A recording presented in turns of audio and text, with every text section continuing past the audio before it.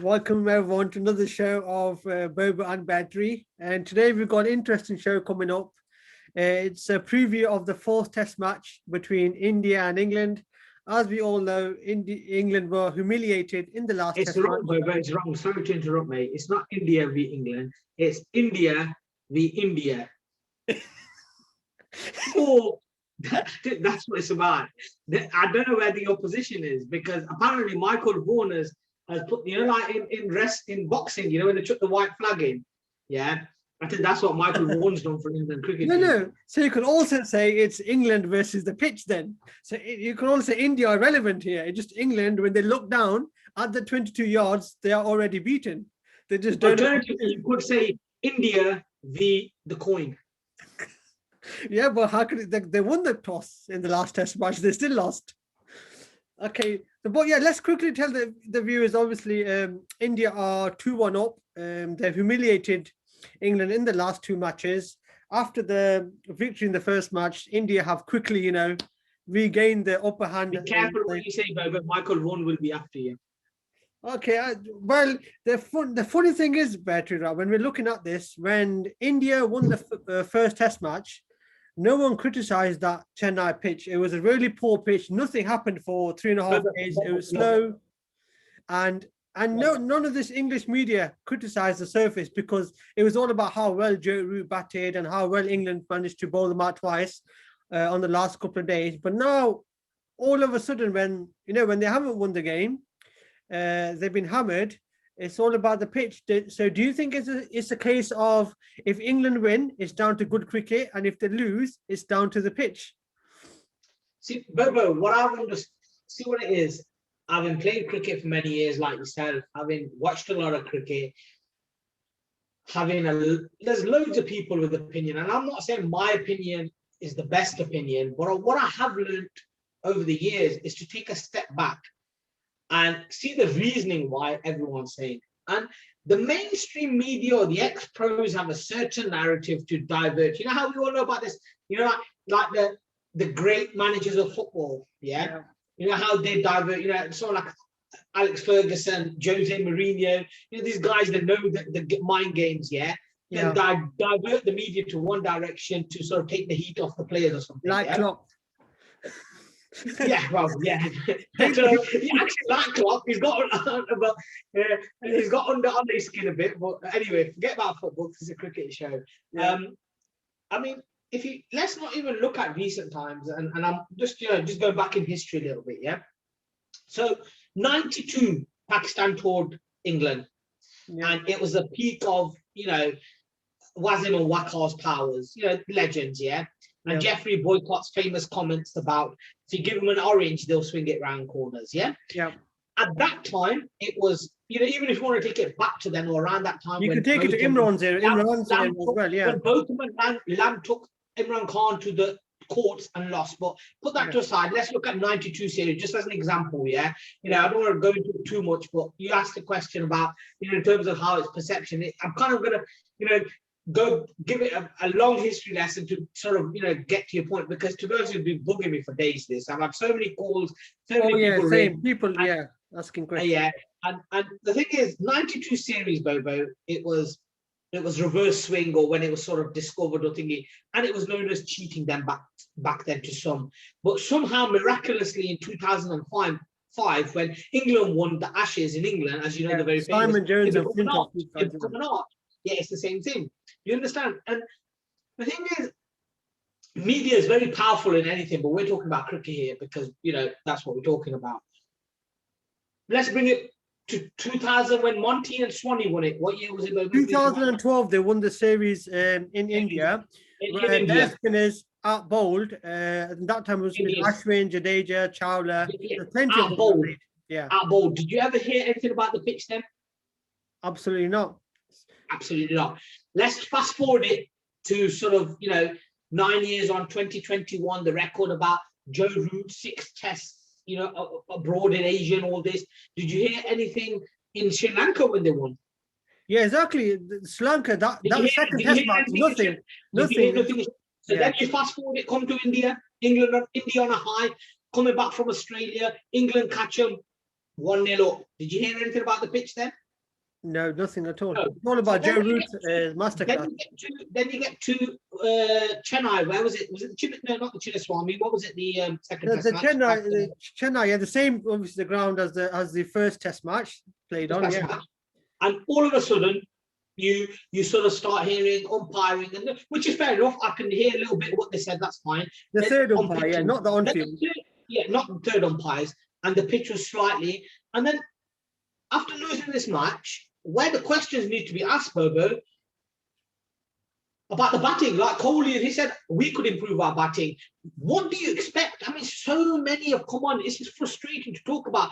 I've gone to many test matches in England where I can't tell the difference between the outfield and the pitch. Yet I've not seen foreign people make such a big hoo-ha about it. They got on with it and actually beat England. What I can't understand is why are England, and well, not England as much so the media and the ex-players, like you say, some say, someone like Michael Vaughan, is he doing it for views? Is he doing it for clicks? What is he doing it for? With him, yeah, you're right. He's lost at the start. Maybe 1 or 2 were funny, but he's gone to a level. I can understand 1, 2. Like I can understand 2, but 3 and 7, it's just becoming ridiculous. Childish. But I'm just going to mention a few things to you, Battery. So, when England lost the second test match, yeah, they said the pitch is poor, and then they also said that because we lost the toss, we didn't get the best of the pitch. And if we had won that toss in the second match, it would have been a completely different game. So remember what I've said there. So they've said that they didn't have the best of the surface. And if they batted first, they would have won the game. There was no credit given to India's batting at all. The fact that India got 600 runs combined in that second test match. No credit to Sharma's. No credit to Sharma's. No credit, nothing at all. So now you come on to the third test match. They win the toss. When the pitch is at its best, and to be honest, it wasn't even that bad on day one. It wasn't easy. They get cleaned up, and then we know what's happened for the rest of the game. Now, what the excuse being presented here is now, is that nothing to do with the toss. No, Zach Rooney got 50 yard on the same wicket, yeah. Exactly, yeah. Now it's nothing to do with the toss this time. What it is that it's the pink ball that has skidded on too quick, and we're not used to playing that, and also the fact that it's a really poor surface. Now, when we ask the English media and English fans to describe the poor surface, their excuse is that the Indian batsmen also failed on this pitch. Okay, fair enough. So the fact that Indian batsmen scored 600 runs in the second pitch, why didn't you then say the fact that India scored 600 runs meant that pitch was okay? Now, just because they have failed in this game means that this pitch is bad. But when they succeeded in the last game, that was because of the toss. Now, can you explain to me what's happening here? Are they blaming the toss, the pitch, the ball? What? See, with the ball, Bobo, I can kind of understand. The pink ball, yeah. There was like 3-4 lacquers of it, and that I can understand. The ball, the straight. Well, that's the same for both teams, yeah. Exactly. So, out of how many dismissals were there, like all straight balls? They were saying that straight. A lot of them, because more than probably 70-80%. Newer ball hits the seam, skids on. Almost. That's fine. That happens. That you can say. But this excuse of pitch, Bobo, or first of all, what do you expect? Do you when someone comes to England, yeah? Do they expect green wickets, or do they expect spinning wickets? This is the whole point of home advantage, and that's why winning away is not easy. Like India won the exceptional achievement, yeah. India won back-to-back in Australia, one of the toughest places to tour. Forget series. You win test matches there is like a big thing. Enough, yeah, you're right. Throughout my lifetime, I can't remember. Pakistan very early on they won one, yeah. But other than that, we know the famous test match where we were nearly winning it. Actually, Hobart test match, yeah. The Langer caught behind one, yeah. Yeah, and the other one, this recent one where Sydney, when the Cameron Akmal couldn't catch a cold. No, but Cameron Akmal, then the one where Asif Shafiq nearly pulled off the miracle when he batted. Oh yeah, but that was more. It was more of a miracle hope. It wasn't that. But my point is that this is we're clinging on to these clutch moments, and then nearly what India done in England, in Australia is exceptional. England went there, and remember the series when they were doing that dance and all that when they won the Ashes there. And that 2010-11 series. Yeah, India have gone there twice and won two series back to back. Yeah. I don't think any team has done that in Australia, won two series back And to back. it's not just that. Obviously, we don't want to talk about too much about the Australia India series, but just a quick one. They got how much of the first Test match at 36 all out, and they lost a lot of the big players, Kohli and Jadeja. You know what? Too The thing many. is, everyone knows Everyone what knows. that happened, because to win there with your full team is something. To win there with going a game behind and then going, and then to win there with going behind the game and losing pretty much all your team. So And they everyone lost knows the toss. They lost of all three achievement. tosses as well after that. But Yeah. just quickly, we'll come back onto this series and battery. And I've asked the question before, so but probably viewers haven't seen that first original video. Now, for me personally, obviously you might disagree, and we talked about resting rotation the bubble. I personally think that away tour against India for England is a massive. It's like an A tour. You're like in football, you have Manchester United versus Liverpool. These are the big games. Now, I think that England have disrespected Test match cricket, disrespected this tour with their selection policy. Now, I'm not saying don't rest players because of the buyer bubble. My argument is the timing. When you rest these guys, why can't you rest them against Sri Lanka? Why do they need to play 2 IPLs within 6 months? Why do they need to play another T20 series in India when they know what the conditions are going to be like? When you have one series every 4 years await against the big boys India, can you please explain this selection policy to me? Or rotation policy? Yeah, I disagree with you slightly there. And the reason why I disagree with you, ultimately what it comes down to is individual players and IPL contracts and money. That's first thing, yeah? So, you know, a lot of England players, the guys that are playing 3 formats, they've been in Sri Lanka, they're going to be away from the, you know, it's in a biosecure. No, but you can't use the excuse. You can't use the excuse for being away from family when you're playing a long IPL. No, what I'm saying is, this is what I'm saying. So the fact that is, what it boils down to, Bobo, is ultimately money into it. So yeah? I'm right, then the IPL money is more important than Test cricket. That's ultimately what it's showing. Yeah, of course. Then what it also shows, Bobo, is how England sort of planned around when they're coming up to an ICC event in terms of giving priority to a certain particular format. So we know when the World Cup was on the horizon in 2019, prior to that, Bobo, and what led up to it, England kind of prioritized white balls, more specifically the ODI. But they made that clear at the time, Battery. They made that clear to the fans. What they've done is here, they've not made it clear, but by their actions, it's quite clear. I understand this is a big tour. I almost feel, Bobo, shall I be honest with you, they've almost put their hands up and say, we're not going to win here. And is that acceptable? Is that acceptable? That is, I don't think that's acceptable, but I personally think if they had a bit more chance, Bobo, of even drawing the series and going for the Test Championships, I think they may have put a fight up. But I think the fact that but these selection policies are done way before they at that time. So what this shows is the priority of wrestling players T20 World Cup, not wrestling because that's quite far away. That's October. But I just feel with the COVID, with the scheduling, they've done this prior. But what they have done is they've taken the eye off this big Test match series, and I feel that ultimately players have factored in IPL, and the tour, and then what they've done is they've kind of, without saying, because they're not going to admit it, but let's be honest. They're not going to admit. So what do you think then? So basically, I remember, we probably remember the days, Battery, when Kevin Peterson was the first one that wanted to play IPL, and it caused frictions within the England makeup, where they were saying, because at that time, to be honest, there was only him and Flintoff. They were pretty much only good enough at that time to get IPL contracts. So when Kevin Peterson wanted to go away to play in the IPL, the ECB didn't like it, the fans didn't like it. They said, okay, that, he's not prioritizing England.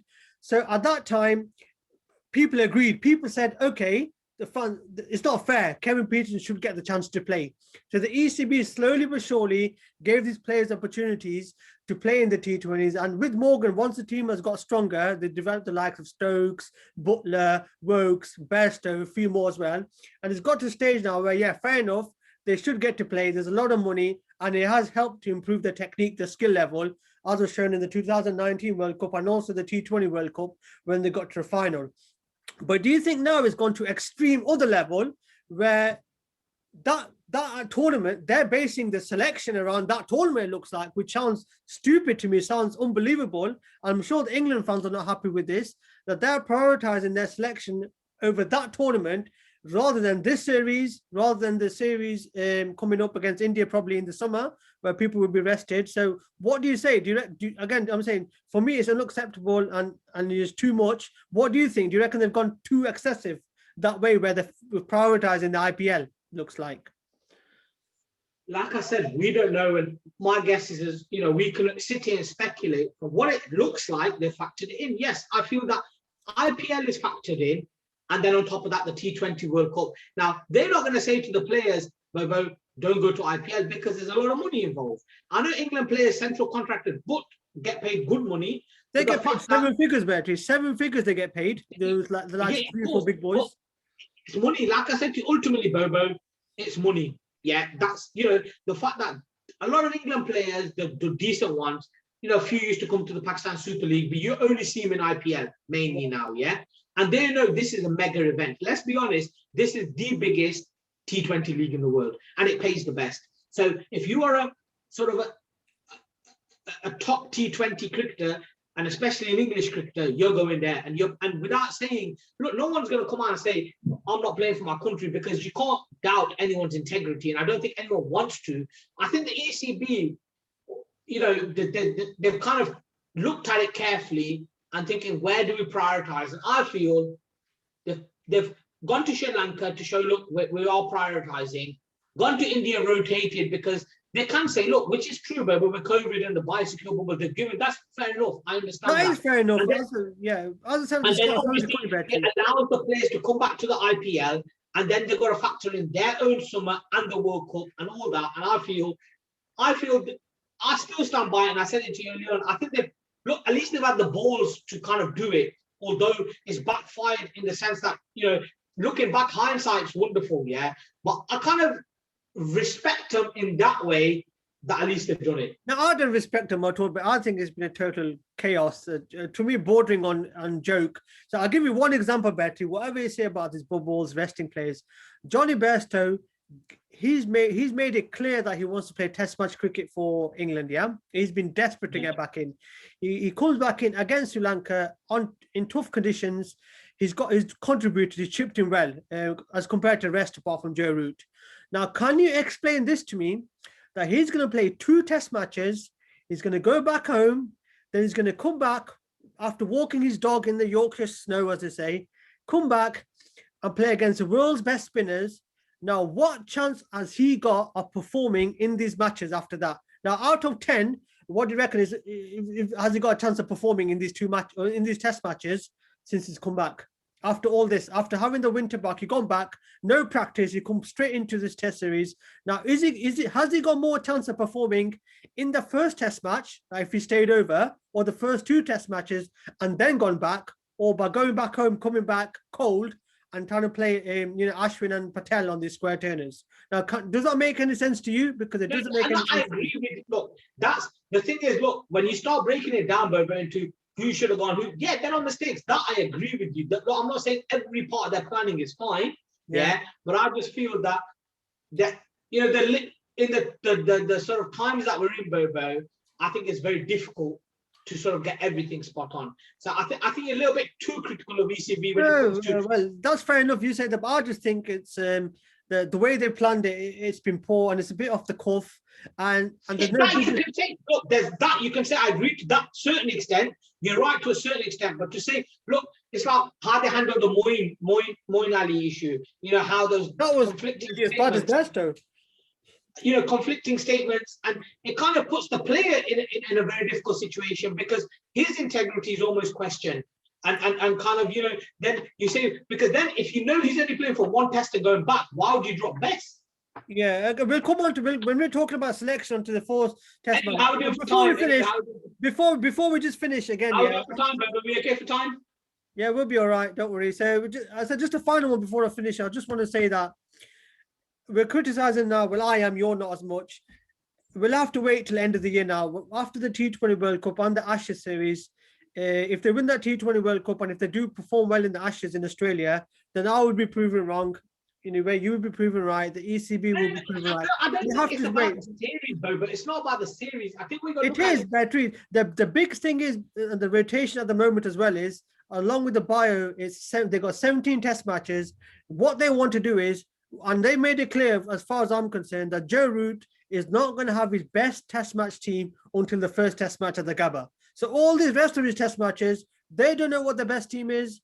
No one really. Joe Root doesn't. They're going to experiment. You know, Bobo, see what you got to realize is, Bobo, you're not taking into account the biosecure bubble. No, I am taking into account. Bobo, That's why I've talked about the timing. Yeah, Bobo, before, I'm talking pre-COVID, yeah, it was a lot of rest due to physical sort of exhaustion. Correct or not?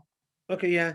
So okay, yeah. Wait, am I correct or not? Am I correct or not? What? It was to rotate because the players get exhausted. We don't have burning out muscles. Yeah, exactly. Okay, yeah, etc. More towards bowlers than batsmen because very rarely do batsmen get. But do you understand? Now, Bobo, with COVID times, mate, you've got the mental aspect to it as well. Have you not in terms of? Yeah, I've got a mental side. I agree. Family, everything like this. No, Betty, you're right. You're right. From what I've heard, obviously we've not been in there. A few players I know a little bit more. Yeah, it's tough. It's very tough. I'm not denying that. Mentally and it's very tough. Yeah, I agree. You carry on then. Go on. That I just think it's almost like a unknown sort of period that ECB are working with and other boards. ECB have taken this stance. Like you said, only time will tell. But I think measuring time will tell how successful this decision is not just by winning the Ashes out there or the T20 World Cup. You know, just because you don't win something doesn't mean necessarily it was a good decision. Look, there's been a lot of mistakes. You have to. No, because I'm telling you now that this whole obviously the mentally they're trying to protect the players. But the big thing with Test match cricket also is that they've got likes of Anderson and Broad that are getting on a bit. That their priority is to get the best team out there for the Ashes and to win the T20 World Cup. And as far as I'm concerned, if they win the T20 World Cup and they perform well in the Ashes, then I'm going to be like, fair enough, they got proven right. My argument is that you can't. Even if they don't win the World Cup, because you're talking like England are favourites. They're not the favourites to win. No. But okay, let's not say they win the World Cup. If they don't perform well, they don't get to the semi-final or final. That's a poor for me. And for me, I don't think that the T20 World Cup. I've got a bit more excuse. Yeah, I think that they can do this juggling. And even though Morgan's going to get the best team, I think they can experiment with the T20 team because they are good enough. They got 15, 16 players that can walk into that team and do well. My argument is that with the test team, this test team is not good enough to experiment. And what you can't do is just like go through to the Ashes by saying, okay, we're going to look after the energy levels, we're going to look after their mental state, and then turn up at Gabba and be like, here's the best level. Look, I understand your argument to a certain extent in the fact that you're saying, look, you're prioritizing another format at the detriment of the test team. That's fair enough. You've got a valid argument there. And also, to my argument, if this team was good enough to rest and look after the players, then I would be like, fine, like the T20 team. This team is not good enough. They're resting because of the COVID situation, but I think that's where you get it wrong. I know what you're saying, Betty. The rest. Okay, so what about the COVID situation for the T20s game, for the one-day series? Where does the COVID situation go there? Why can't Butler have played the rest of the Test series and go home for the T20 series? Now I'm saying to you, look, the Test match period and the Test match tour and the T20 tour, but T20 is a one day. There's a shorter gap between the games. With Test matches, even though they're back to back, you're there a lot longer, Bobo. What I'm trying to say to you is the fact that it doesn't make. We'll agree to disagree on this because we're not going to get the same. For me, as I said, they're not good enough to do this, and we'll find out in the Ashes when they lose 5-0 or 4-1, wherever it is. Then we'll be like, okay, yeah, they'll be like, okay, why wasn't the planning there beforehand? So let's quickly talk about the selection now, but that's the final thing for the fourth Test match. India will probably go in with a similar team. I know Bumrah's missing this final Test match. Bumrah's missing, I think, personal reasons. Yeah, but he was. He was another point. He was gonna miss the T20 series anyway. By the way, which shows where India's priority is. India's priority is not the T20 series versus England. Their priority was this Test series, which is fair enough. So he's missing. I'm not sure in terms of Seaman. They might bring in what's his name? You've got Siraj. You've got probably, Siraj who comes in. I think that is the that's the perfect only thing. replacement. That's the only thing Yeah. for them. The rest of the team picks itself for them. They do need to get better at playing spin. I've seen them struggle quite a few times, and we can't. What about England, Burger? Same team? Same team. No, they can't be that stupid, surely. They made a mistake once. Bess? Well, Bess? I don't know if Bess is mentally. I don't know why. Bess in for who? Well, Bess will have to play for. I would probably bring him in. Actually, you drop a seamer, isn't it? You drop a seamer. Broad's played one test match, hasn't he? Anderson's played 2, yeah? This series. Jopra. Well, I don't think any of the seamers played any part in the last test match, but we're not talk about it too much. But I think I'll probably keep Jofra because even if whatever the surface is, if you can get the ball at 90 miles per hour, even at someone's shoulder head height on this slow pitch, I think one of Broad and Anderson will be sacrificed. And I would probably favor a Broad playing because Anderson's played 2. So normally as the rotation goes, you probably see Broad and Jofra is the 2 seamers. And then you unleash Joe Root on them. I reckon they should play Bess as a batsman, because I don't really see him doing much with the ball. So how good is Stokes? Is Stokes a good right arm off spinner? It might as well because he's not doing much with the bat and he's struggling with the. By the way, talking about Stokes, he must be one of the very few all rounders that doesn't bowl, just bats. So it's very. And he doesn't all rounder anymore. Yeah, well, our class, Joe Root, more of an all-rounder than he does. I'm not just talking even about bowling in India. I think going forwards, I can see Joe Root. I mean, there would be a good debate, wouldn't it? Ashwin or Stokes, who's the better all-rounder? Well, I think that one you have to probably look at the conditions. But what I think the one that really pushes Stokes for me is Jadeja. The way Jadeja can bowl all around the world and the way he scores runs all around the world. You know how I feel about the rock star. And for me, a lot of the English fans will probably just, and the Stokes fans will go crazy. But for me, if I had to have a choice in a test match, in any conditions around the world, I would pick Jadeja ahead of Ben Stokes. Especially Ben Stokes, better batsman, no doubt. I wouldn't say he's just a better batsman, yeah. But Jadeja, bowling and batting. But we have to talk about all-round. Then for me, Ben, back in the day, this is where we are. We're in an era where we're short on all-rounders. For me personally, what I always thought an all-rounder was that can get in their team for batsmen as alone, and as a team as a bowler as alone. Now, there's not many in the world at the moment apart from Jadeja. In that era where we grew up, you know who our number one, who my number one all-rounder was. Who was yours? Kallis? Yes. Yeah, Kallis. And again, you see, the Kallis was one of those that if he wasn't batting, he could still play as a first or second chain seamer in the test team. So he was one that could. And since then, I've not seen any, even Flintoff. Flintoff wasn't good enough to only play as a batsman in that test team. No. He was too inconsistent. And there's not been many at all. Jadeja will push him, I think. And I can't see anyone else. Saqib Al Hasan obviously is there as well. Yeah. He's a top all-round. There's probably more. I mean, who else? Who else is? There's not many Berkeley's that. If you look at the criteria, what I've said that can get in solely. So if they were just doing that one thing, could they get in just for that one thing alone?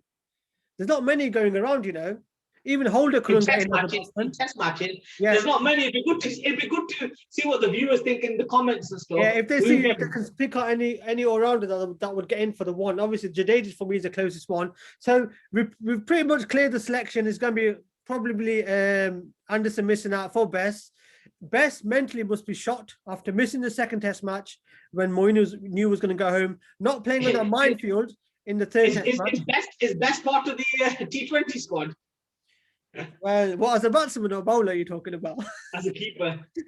well, I think there's a long way. But even if Bess plays this test match or not, realistically, being serious now, I think it's going to be tough for him to get a game in because Jack Leach will always play at home now. He gives the control. Joe Root will always be the second spinner to Jack Leach, unless he's turning square. But even then, Bess, I reckon. People say Bess is a young spinner. He's going to get chances in the future, which he probably will. But I really worry for Bess. I think it might be a situation where it might take him a long, long time to get over this.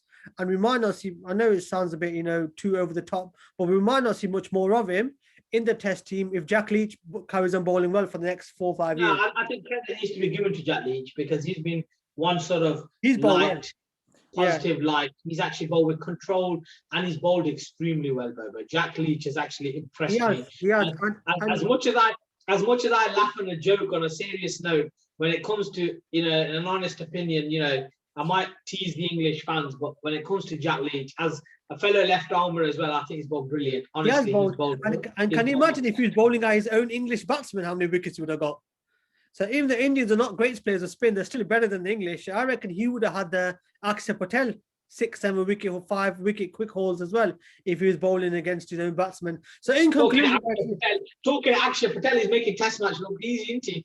Well, he's making it look very easy, but if I was him, I would, keep my feet on the ground, because normally, as I say, that as you get more experience, Test match cricket gets easier. But for him, it's only going to get tougher from here, because outside of India, I can't see him getting in the team anyway. Soon as Jadeja gets fit, then he's back in. So he's going to have to. I think Jadeja's close to retirement soon. No, not retirement. How old is Jadeja? What is it? 32? 31, 32? I think a couple of more years and Akshar Patel takes that mantle. Yeah, that's what I'm saying. Couple more years. Yes, a year or so. I think Jadeja's fit. He's one of the best fielders in the world. He's a better batsman than Patel. So I think he might have to wait for Ashwin might be closer to retirement quicker than Jadeja. But I think Akshar Patel has to be mentally strong. The Indian board, like Shastri and Kohli, have to look after him. And, it's not going to be easy getting left out of after performing so well. He's probably going to get a lot of wickets in this Test match coming forward. So they've got to look after him. And obviously he's going to be playing the T20 league, so he'll be playing cricket. So they've got to be careful with how they go with him. So in terms of finishing up at a result, the way we've talked about it seems like we've pretty much written England off. I'm not writing England off, especially if they somehow get to bat first and can get a score of 200. But what do you think? I've got 2 points, Bobo. Yeah. If India win the toss. Oh, then just English fans, please go to bed. Please go to bed if India win the toss. Yeah. We may see it go to day 3. If India lose the toss and England win the toss, I think it could be done in a day or definitely a day and a half. Come on, your ass. No, to be honest with you, I think that the broadcasters. And then what's going to happen is the last 3-4 days, Michael Vaughan can send his tweets. Yeah, he can. Yeah, I reckon he should just, take up like comedy or something, go on the Britain's Got Talent, the way he's been behaving. But looking at it, I think he's looking for following in India's fan base. I think but he's not going to get many. I think he wants to grow his accounts, the social media accounts. You know what he's doing, Bertrand? He's looking for an IPL commentary gig. Do you know, like the English players are desperate to make the money by playing? He's looking to get in there as a commentator, but the way he's behaving, they wouldn't let him do in the women's T20 league. Never mind the men's. But not being sexist there, by the way. I know women's cricket is improving vastly. So and I value women's cricket. So Beatrice, so in conclusion, then we're not giving too much of an opportunity to England unless they win the toss and somehow I can get 200. So pretty much, yeah. So for me and Beatrice, England are right off. They can just start preparing for what they come for, which is a T20 series, limited overs cricket. And just a quick one, Bertie, I mentioned to you before we started that the T20 series is going to be played at the same ground. And looking at that square, I can't see any pitch that looks. But I think personally, you know how back in the days, Bobo, you know how you have you play marbles. Yeah. As like just flicking the marbles. I think what they should do is decide it on that, because they've got more chance. If they play 5 Test matches on that wicket, mentally they're gone. And that stadium, when they walk in and they get the players, sort of get previous memory of what happened in our Test matches. But it's not that better. It's not just a result. It's like the whole point for England. I'm really joking. To be honest with you, Morgan's a brilliant captain. And he is. No doubt. He's one of the best captains. Joking aside, you'll see a different England show up in the T20s. There'll be a completely different animal. So I was going to say, that we're probably going to do, obviously, a review of. We'll see how it goes now. If we'll do a review of the first day's plays, the game might nearly be over after the first day anyway. So we'll see how it goes, especially if England get to bat first. Hope in the morning watching it, Australian, New Zealand last T20. It's not. They're playing 5 as well, I think. 6. 5, 6. So yeah, I think that's very good.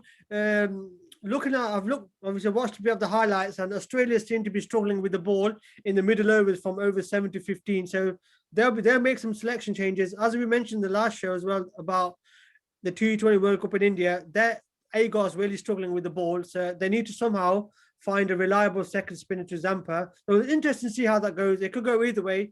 Obviously, New Zealand are favourites, but we'll keep an eye on it. And in the next show, we'll do a quick kind of review of what's happened of there as well in that series. So thank you, Bertie. Thank you for joining me for your interesting thoughts. Oh yeah, so we're also obviously on Facebook now as well. So leave your comments, like. I'm not sure you can dislike, but we don't want to see the dislikes anyway. But put your comments on there, and if you've got any questions for us, anything related to cricket, any shows, guys, you want us to do? We've got a few interesting shows coming up. Test match cricket. We like to talk about tests because, to be honest with you, although T20's taken over, we love our test match cricket. We're the old school. We're the old school. But don't worry, when the T20 World Cup starts, we'll be fully focused on that. Don't worry. We're in the hype as well then. It's just this franchise cricket and limited bilateral series. It's hard to kind of get the juices flowing, as they say. But yeah. As I say, it's like playing snooker with 2 red balls. Exactly, yeah. So yeah, well, I can't play with them as well. So there you go. Thank you for joining us, and leave your comments, like and subscribe our YouTube page if you want. Click on that bell as well. I don't know what Not if you want, make sure you do, please. Well, yeah, well, force them, yeah. So thank you guys, and yeah, see you for the next show. See ya.